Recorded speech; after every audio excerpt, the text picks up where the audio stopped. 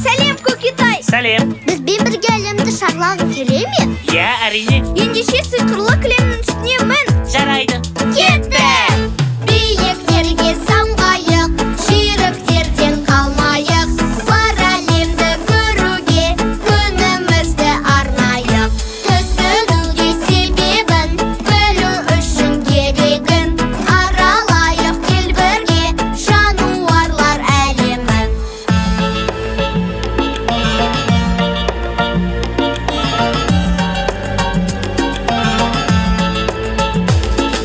Шубат деген сүт берген, жүрген ауыр жүктермен.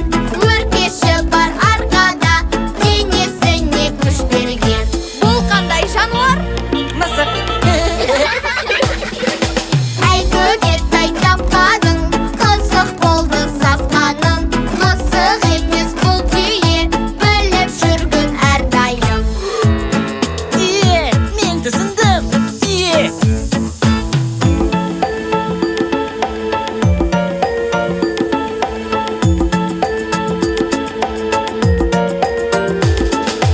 Үйде бізбен тұратын, тышқандарды қуатын. Сүт ішіп ап пырылдап, бетін жалап жуатын. Бұл қандай жануар? Құлыншақ. Бұл Көкетай қатырар, пешті бүлде отырар. Жануардың үйдегі мысық деген аты бар. Мысық. Алақай, мысық.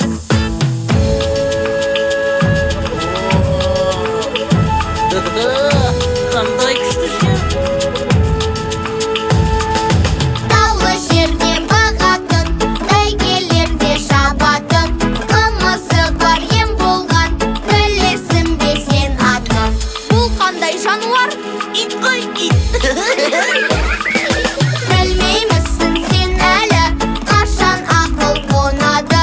Қымыз берген біздерге жылқы малы болады. Жылқы. Мен ұғып алдым. Жылқы.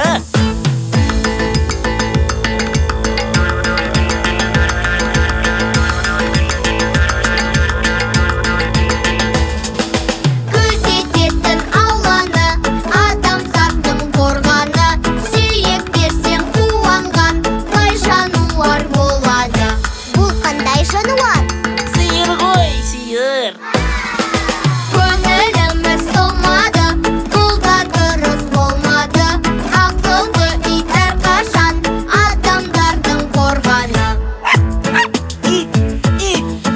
Алақай, ит.